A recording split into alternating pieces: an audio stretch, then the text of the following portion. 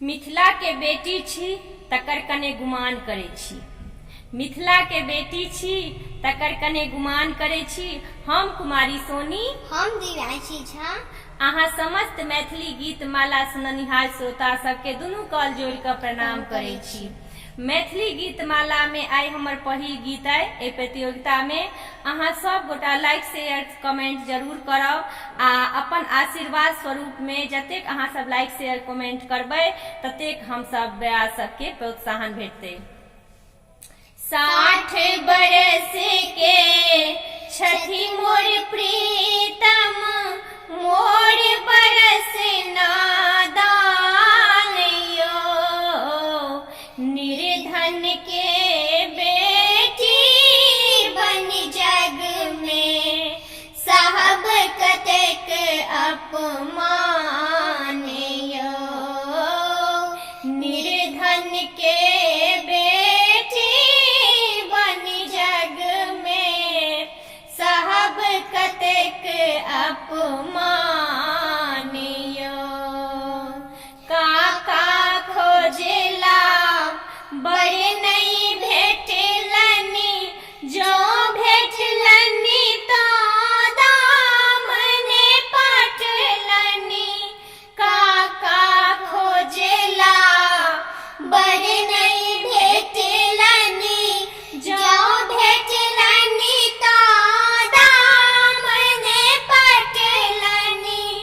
लाख हजार के नाम सुनी का, लाख हजार के नाम सुनी का, काका मुनलनी कान यो, निर्धन के बेटी बन जग में साहब कतेक अपमान यो।